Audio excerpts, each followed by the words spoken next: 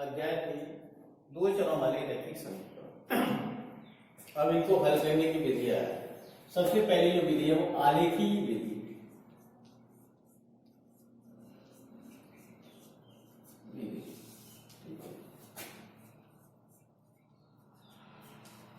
जो रैखिक समीकरण युग्म है उसको हल करने के आलेखी विधि। रैखिक समीकरण युग्म समीकरण युग्म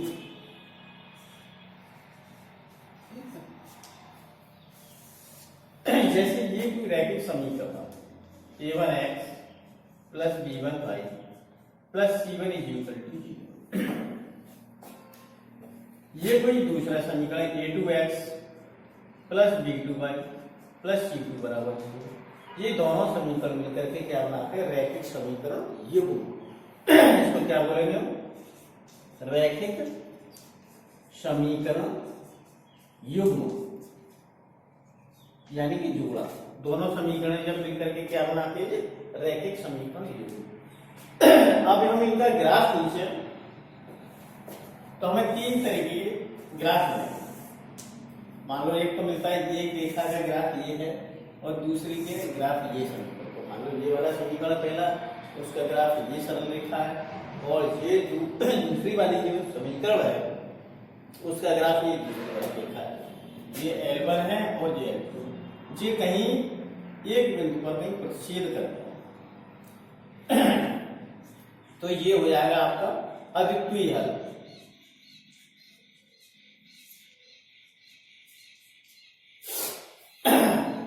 नंबर 2, दूसरी कंडीशन आपकी आती है। मान लो ये पहली रेखा का ग्राफ ये आ रहा है सरल रेखा और दूसरा भी इसी के ऊपर ही आए, यानी L1 और L2 दोनों के एक ही आलेख आए तो ये अनंत हल होंगे। ऐसे समीकरण अनंत हल।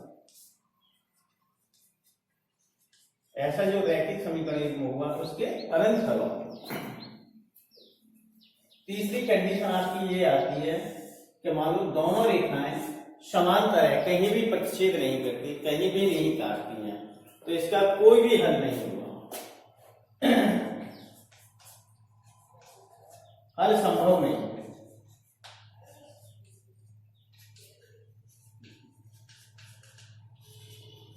ठीक है, तो जो आलेखी विधि में हम इन तीन चीजों का अध्ययन करेंगे।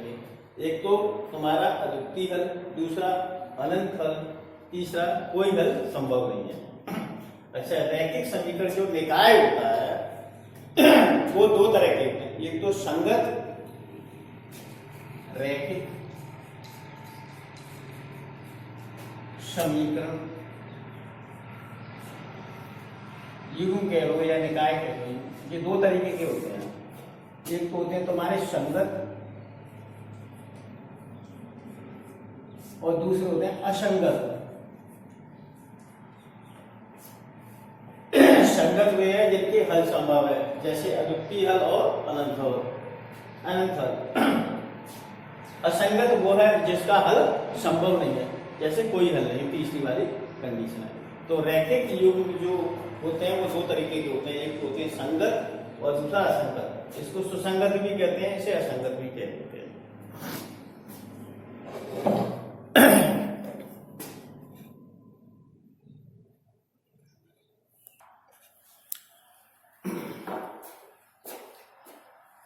रैखिक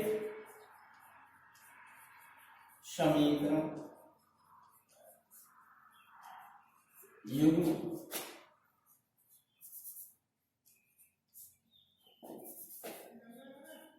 के लिए प्रतिबल।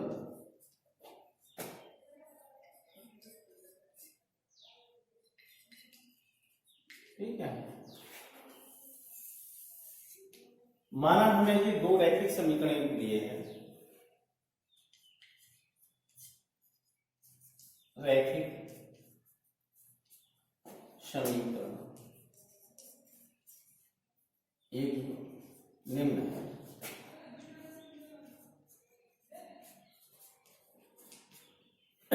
पहला समीकरण है आपका a1x plus b1y plus c1 बराबर 0।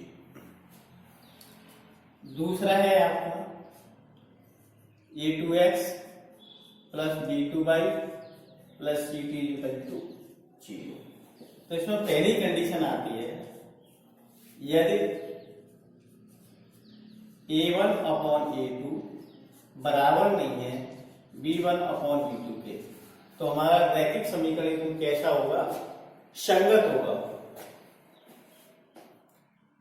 रैखिक समीकरण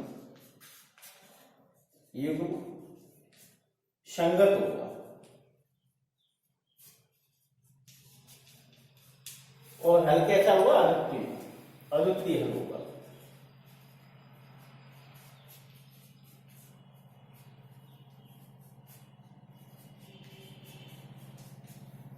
क्लियर? दूसरी कंडीशन, यदि a1 अपॉन a2 बराबर b1 अपॉन b2 बराबर नहीं है c1 अपॉन c2 के, तो निकाय कैसा होगा? असंगत होगा। रैखिक समीकरण युग्म असंगत होगा।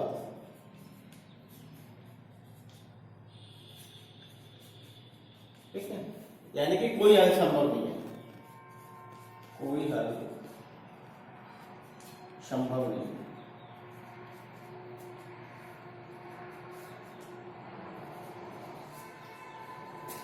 तीसरी कंडीशन है आपकी, यदि a1 अपॉन a2 बराबर b1 upon b2 is equal to c1 upon c2, तो हमारा जो रैखिक समीकरण दिया इसके हल कैसे होंगे? अनंत हल होंगे। रैखिक समीकरण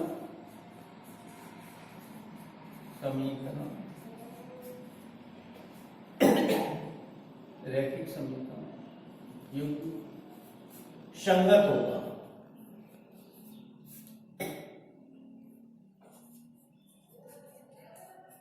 अनंत हल होंगे।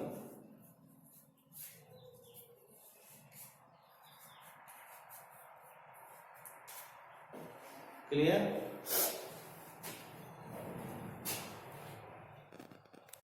एक्सरसाइज 3.2 का क्वेश्चन नंबर फर्स्ट पार्ट है। कक्षा 10 के 10 विद्यार्थियों ने एक गणित की पहली प्रतियोगिता में भाग लिया।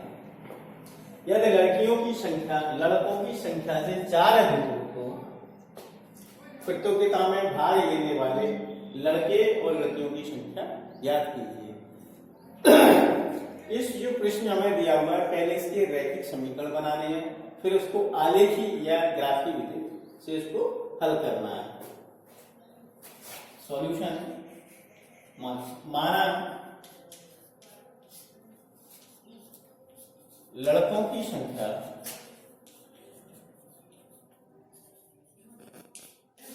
x है, लड़कों की संख्या x तथा लड़कियों की संख्या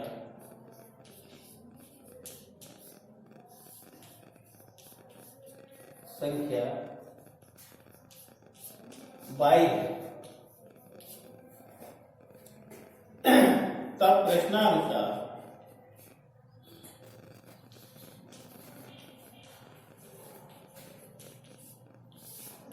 लड़कों की संख्या हमने x मानी, लड़कियों की संख्या हमने y मानी है। कुल विद्यार्थी कितने हैं? 10, 10th क्लास के 10th विद्यार्थी हैं। तो x प्लस y कितना हो गया आपका? 10। ये आपकी पहली समीकरण होगी। दूसरी कंडीशन आपकी दी है, यदि लड़कियों की संख्या लड़कों की संख्या से 4 अधिक हो तो लड़कियों की संख्या कितनी है? y, और ये कितनी है? लड़कों की संख्या कितनी है? x, उससे 4 अधिक है तो x प्लस 4 हो गया, ये दिया हुआ है। यदि लड़कियों की संख्या लड़कों की संख्या से 4 अधिक हो तो लड़कियों की संख्या हमने y मानी है, लड़कियों की संख्या, लड़कों की संख्या x है, उससे 4 अधिक है। ये आपका दूसरा समीकरण। अब ये क्या बन गया हमारा?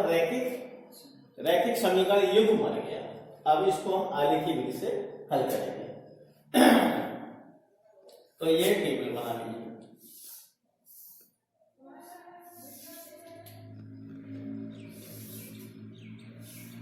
x और ये तीन वैल्यू। यदि इसमें मैं x की जगह पे इसको ऐसे शॉर्ट करके हम ऐसे लिख सकते हैं, y is equal to tan minus x, क्योंकि x इधर प्लस का तो इधर आके माइनस का हो जाएगा। यदि x की जगह मैं इसमें 5 रखूं, यहाँ x की जगह 5 रखी है, तो ये कितना हो जाएगा? 10 माइनस 5, तो y की वैल्यू कितनी आएगी? 5। यदि यहाँ x की जगह मैं 6 रखूं, तो ये कितना हो जाएगा? 10 माइनस 6 कितना आएगा? 4। जब x की वैल्यू 6 तो y की वैल्यू कितनी आएगी? 4। क्लियर? फिर यहां आप रख लीजिए x की जगह पर 7, तो y की वैल्यू कितनी आएगी? 3। चलिए तो यार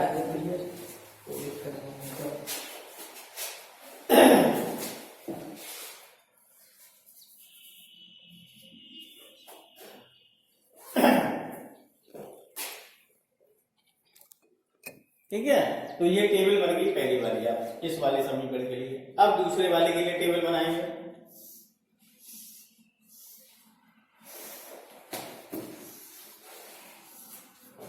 x y। अब ऐसी यहां वैल्यू रखें, मालूम है यहां x की जगह रख दूं, यहां x की जगह 2 रख दूं, तो y की वैल्यू कितनी आएगी? 6। अच्छा, और x की जगह मैं यहाँ 3 रख लूं, तो y की वैल्यू कितनी आएगी? 7। और x की जगह मैं यहाँ रख लूं 1, तो y की वैल्यू कितनी आएगी? क्लियर? अब देखो इसमें तो कोई सॉल्यूशन मिल तो रहा नहीं है। अब इसका ग्राफ बनाएंगे।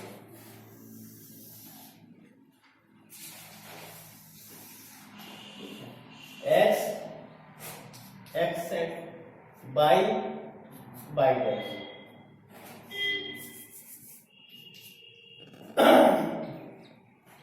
ये मूल बिंदु हो गया, ये 1, ये 2, ये 3, ये 4, ये 5, ये 6, ये 7, ये 8। ऐसे इधर बना लीजिए। ये हो गया -1, -2, -3, -4, -5, -6, -7 और ये -8। यहां बनाइए, ये आपका हो जाएगा 1, ये कितना हो जाएगा? 2, ये 3, 4, 5, 6, 7 और ये आपका 8। ऐसे नीचे बना लीजिए।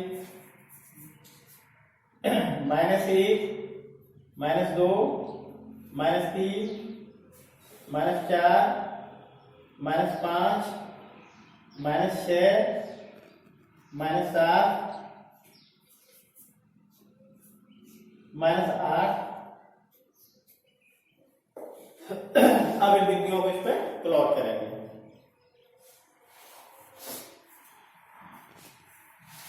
सबसे पहले बिंदु 5 और 5 कहां आ जाएगा आपका? 5 और 5 ये 5 x अक्ष पे ये, और इसी के सीधे जाएंगे y पे, तो 5 यहां आ गया। दूसरा x के लिए 6 और y के लिए 4, तो 6 और 4, 6 ये आ गया और 4 कहां आएगा आपका? ये यहां आ गया। इसके बाद है आपका 7 और 3। 7 कहां पर है? ये, और 3 कहां पर है? ये इसके नीचे। तो ये आपकी एक रेखा बन गई इस तरीके से, तीनों बिंदुओं को मिलाती है।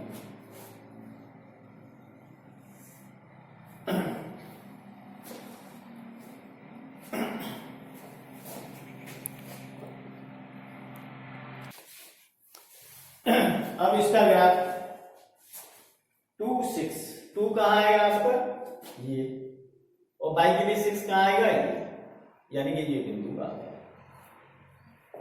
फिर क्या आपका 3 और 7, 3 कहाँ पे आ गया ये, और 7 कहाँ आ गया यहां, 3 और 7 ये यहां आ गया। इसके बाद है आपका 1 और 5, 1 कहाँ है ये और 5 कहाँ है ये, 1 और 5, ये इस तरीके से आपकी रेखा बन जाएगी तीनों को मिलाते हुए।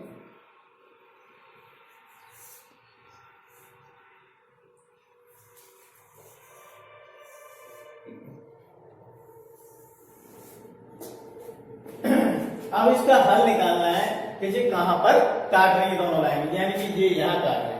अब यहां से इस पर लंब डाल दीजिए,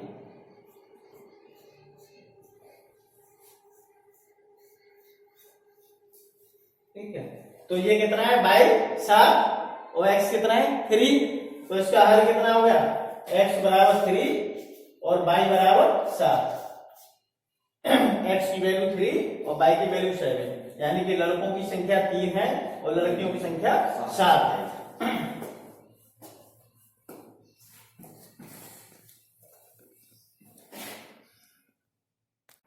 एक्सरसाइज 3.2 का क्वेश्चन नंबर पहले का सेकंड वाला पार्ट है। 5 पेंसिल तथा 7 कलमों का मूल्य ₹50 है, जबकि 7 पेंसिल तथा 5 कलमों का मूल्य ₹46 है। तो एक पेंसिल और एक कलम का मूल्य ज्ञात करना है। पहले हमें इसके रैखिक समीकरण बनाने हैं, फिर उसको आलेखी विधि यानी कि ग्राफिक विधि से उसको हल करना है। सॉल्यूशन है आपका इसका, माना एक पेंसिल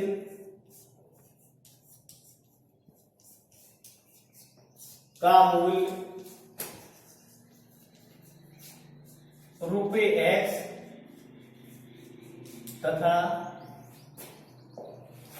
एक कलम का मूल्य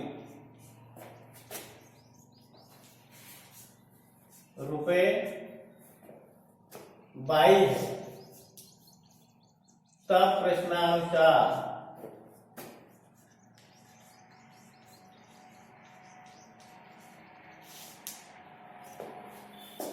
एक कलम की कीमत हमने कितनी मानी है X रुपए, और वो ₹22 और पेंसिल की X रुपए मानी है। जब एक पेंसिल की कीमत कितनी है X रुपए, तो 5 पेंसिल की कीमत कितनी होगी 5X, प्लस जब एक कलम की कीमत 7 रुपए है, वो एक कलम की कीमत ₹22 है, तो 7 कलमों की कितनी हो जाएगी 7Y। इसलिए 5 कलम और 5 पेंसिल और 7 कलमों का मूल्य कितना दिया हमें ₹50। ये आपकी इक्वेशन फर्स्ट हो गई। या इसको थोड़ा सा और ग्राफ बनाना है तो वैसे दूसरी कंडीशन इसमें दी है, 7 पेंसिल, जब एक पेंसिल का मूल्य X रुपए है तो 7 पेंसिलों में कितना हो गया 7X, और 5 कलमों का कितना हो जाएगा 5Y, ये कितना आपका 46 रुपए। ये आपकी दूसरी समीकरण होगी। अब ये बन गया आपका रैखिक समीकरण। अब इसको ग्राफीय विधि से हम हल करेंगे। तो आपका जो समीकरण 1 है, अब यहां से निकाल लीजिए, ये आ गया आपका 5X इज इक्वल टू 50, और इसको इधर ले जाएंगे तो ये माइनस का हो जाएगा 7Y। तो X इक्वल टू आपका कितना हो गया 50 माइनस 7Y बटे 5। ये आपकी समीकरण। अब हम टेबल बनाएंगे। इसमें y की वैल्यू ऐसी रखो जिससे ऊपर का जो अंश है सॉल्व होकर ऐसी संख्या आए कि वो 5 से कट जाए, जिससे हमें ग्राफ बनाने में आसानी हो जाए। यदि हमें कोई पूर्णांक मिल जाएगा तो ग्राफ बनाने में दिक्कत नहीं होगी। जैसे यहां रख लिया हमने 5, y की जगह पर कितना रख लिया, ये x है तो ये y की जगह पर 5 रख लिया। फिर उसमें 7 का गुणा करेंगे तो कितना हुआ 35, और ये किस में से घट रहा है? 50 में से। 50 माइनस 35 कितना आया? 15। और 15 में 5 का भाग देंगे तो कितना आएगा? 3। जब हमने इसमें y की जगह पर 5 रखा तो x की वैल्यू हमको कितनी मिल गई? 3। अब यहाँ कितनी वैल्यू रखी जाए? 5 रखिए। 5 के बाद इसमें रखेंगे 3 तो 21 आएगा, वो भी नहीं कटेगा। और 21 के बाद इसमें 5 35 5 रखिए। 7 रखेंगे तो 49, 8 रखेंगे तो 56, 0 रख लीजिए y की जगह पे। y बराबर 0। 7 में 0 का गुणा होगा तो 0 हो जाएगा। 50 में 0 घटाएंगे तो 50। 50 में भाग कितने करेगा? 5 का, तो कितना आ गया? 10। अब तीसरी वैल्यू और रखिए हुई इसमें।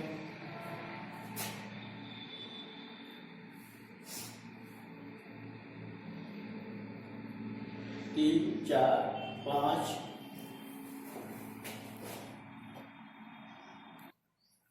अब यहां रख लेते हैं y की जगह पर 10। y की जगह पर 10 रखा, 7 का हुआ तो कितना हो गया? 70। 50 माइनस 70 कितना आएगा? माइनस का 20। भाग कितने का लग रहा है? माइनस 20 में 5 का, तो कितना आ गया? ये माइनस का 4। ये आपकी पहली वाली टेबल बन गई। अब यहां से दूसरी टेबल बनाएंगे। अब ये दूसरे वाले समीकरण से वैल्यू निकालिए यहां से, तो यहां हो जाएगा आपका ये 5y इक्वल टू ये कितना आ गया? 46 माइनस 7x बटे सॉरी, तो y की वैल्यू कितनी आएगी आपकी? 46 माइनस 7x बटे ये वाला 5। अब इसमें हम x की वैल्यू ऐसी रखेंगे जिससे ये कैंसिल होकर ऐसी संख्या आ जाए ऊपर वाली जो 5 से कट जाए। अंश का मान ऐसा आए जो हमारा 5 से विभाज्य हो। तो इसके लिए भी टेबल बना लीजिए आप।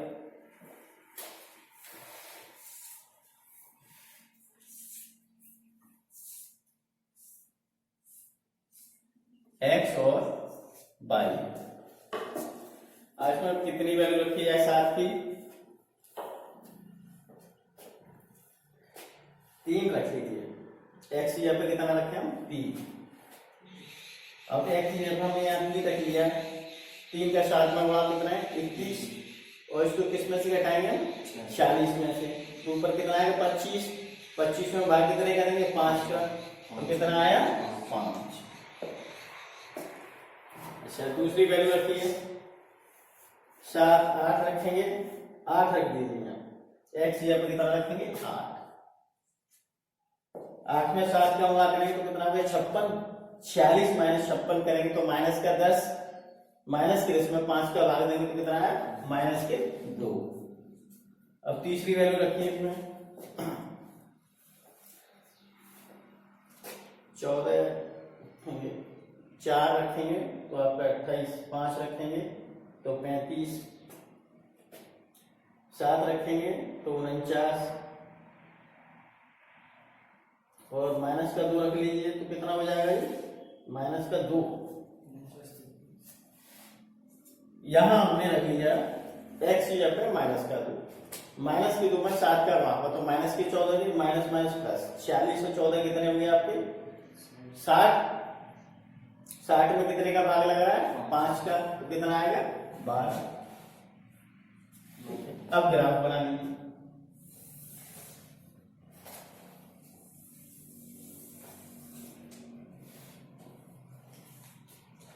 x ये आपका x डैश, ये हो गया आपका y, और ये कितना हो गया? y dash.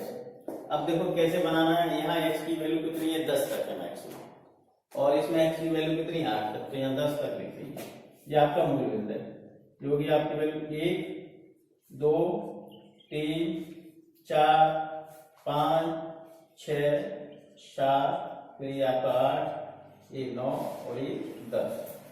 ऐसे इधर माइनस बना लीजिए। माइनस का 1, माइनस का 2, माइनस का 3, माइनस का 4, माइनस का 5, माइनस का 6, माइनस का 7,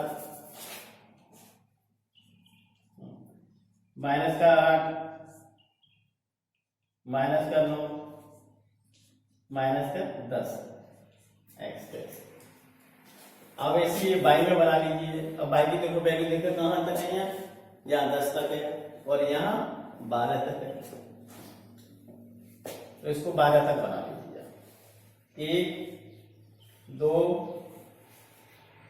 3 4 5 6 7 8 9 10, ये आपका 11, ये 12, ये आपका 22।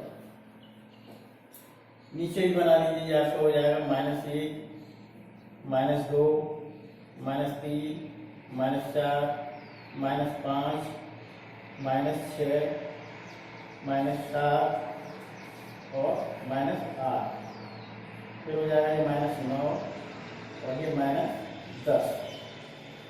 अब पहली वैल्यू 3 और 5, एक्स अक्ष पर चलिए आप 3 और वाई पर 5, तो ये बिंदु कहाँ आ गया आपका, ये 3 और 5। दूसरा है आपका 10 और 0, एक्स अक्ष पर कहाँ चलना है, 10 पर, और वाई का 0 है तो ये यही रहेगा आपका। तीसरा वाला बिंदु है -4 और 10, एक्स के लिए कितना है -4 और वाई के लिए कितना है 10, तो ये बिंदु कहाँ आ जाएगा आपका 4 और ये 10, ठीक है, यहां आ गया ये वाला बिंदु। अब इन तीनों को मिला दीजिए, 1 2 3, तो ये आपकी ऐसे सीधी रेखा बन जाएगी। तो जो पहली वाली लाइन हमने जो प्लॉट की थी वाली, ऐसे ये दूसरी वाली लाइन हमने प्लॉट की है। यहाँ क्या एक्स के लिए कौन कौन सा बिंदु था, दूसरी वाले टेबल में देखेंगे तो 3 और 5, 3 और 5 आपका बिंदु यही आ गया। फिर है 8 - 2, तो आपका 8 ये आ गया, और -2 बाई के लिए देखेंगे तो वो बिंदु कहाँ था आपका, नीचे यहाँ ये वाला बिंदु, ठीक है, 8 - 2। दूसरा वाला बिंदु जो हो गया, पहला जो हो गया। तीसरा बिंदु है आपका -2 और 12, -2 कहाँ है आपका ये, और 12 कहाँ है, इन तीनों को मिला के ये रेखा बन गई।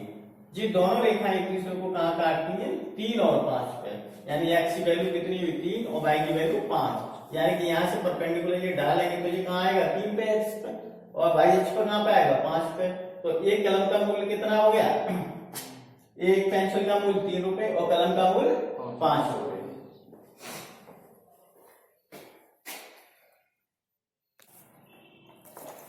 एक्सरसाइज 3.2 का क्वेश्चन नंबर 2 का फर्स्ट वाला पार्ट दिया हुआ है। 5x - 4y + 8 = 0। इसकी सेकंड इक्वेशन है 7x + 6y - 9 = 0। इसको हमें अनुपातों की तुलना करके बताना है कि ये कैसी रेखाएं उत्पन्न करेंगी, कुछ सीधी रेखाएं होंगी, समांतर होंगी या समपाती होंगी। तो सबसे पहले इनकी हम तुलना करेंगे।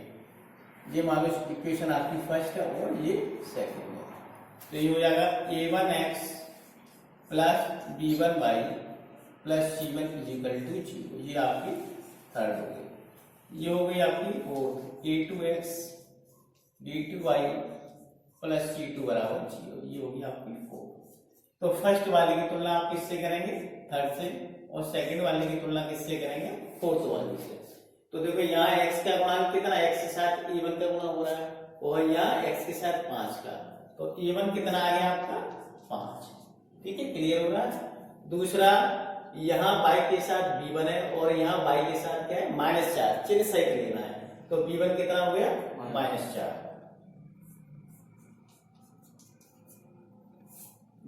हो गया।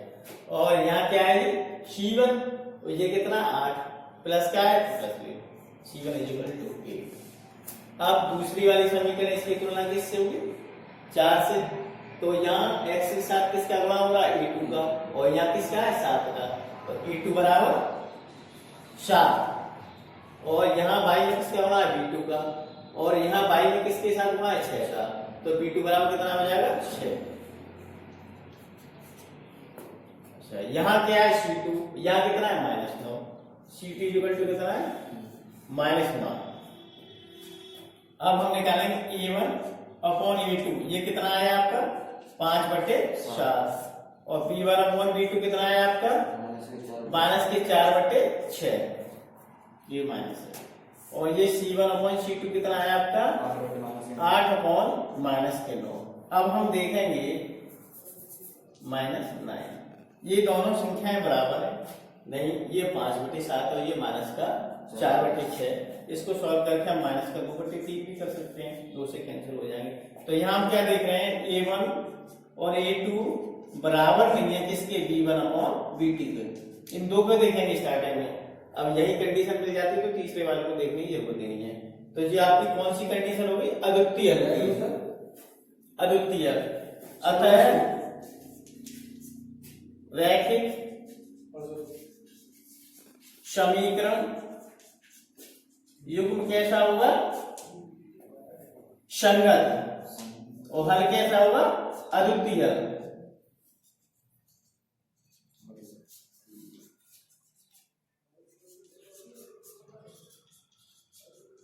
ठीक है, रेखाएं कैसी होंगी, प्रतिच्छेदी, प्रतिच्छेदी होंगी।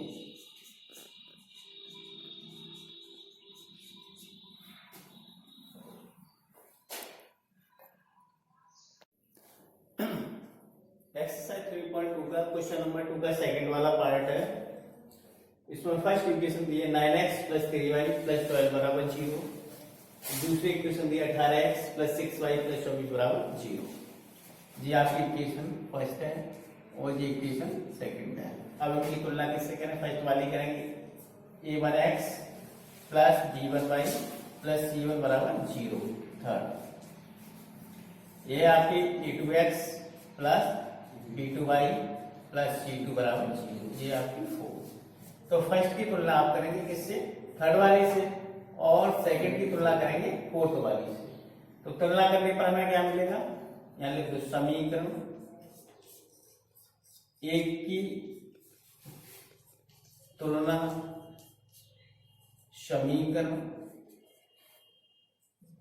3 से व समीकरण 2 की तुलना समीकरण 4 से करने पर।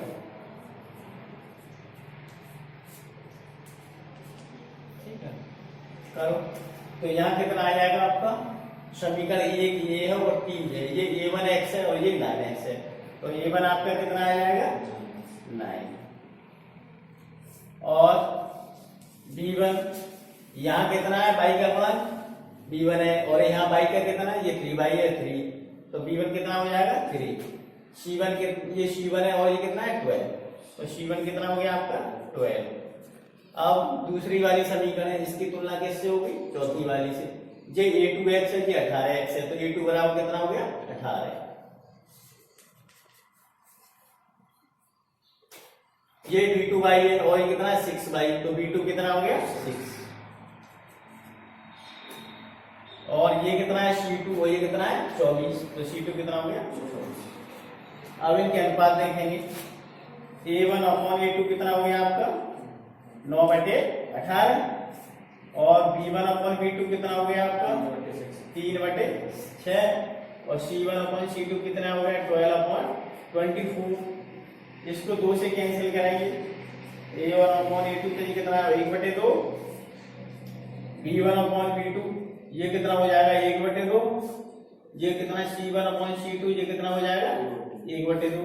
ये तीनों इक्वल हो गए, यानी कि इसलिए a1 upon a2 is equal to b1 upon b2 is equal to c1 upon c2।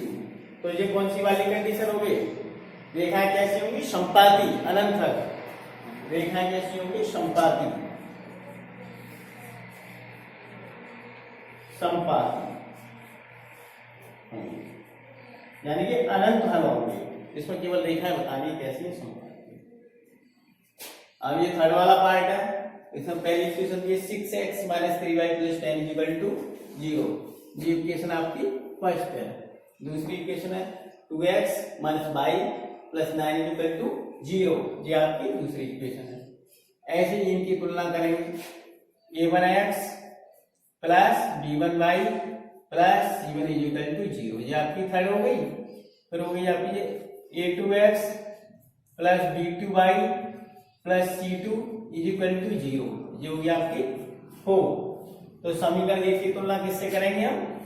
3 से। और 2 की तुलना किससे करेंगे? 4 से।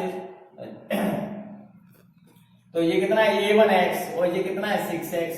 तो a1 कितना हो गया आपका? 6।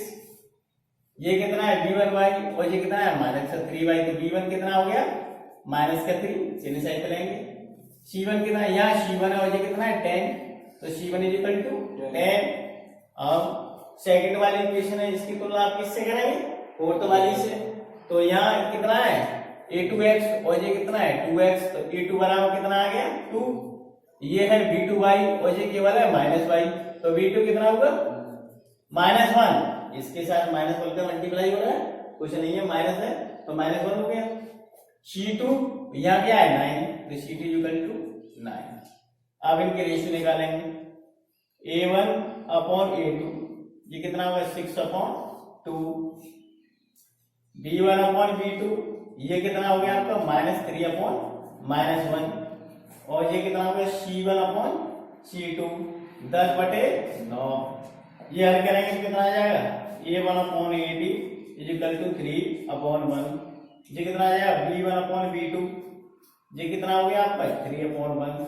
ये आपका इतना ही रहेगा c1/c2 10/9। तो इसमें क्या, पहले दो तो समान है, तीसरा वाला समान नहीं है, ध्यान रखें। इसलिए ये कहता है a1/a2 बराबर b1/b2, फिर बराबर नहीं है क्या? c1/c2।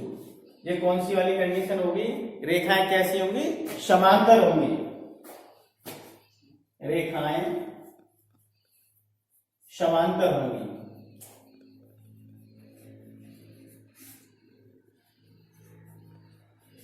क्लियर?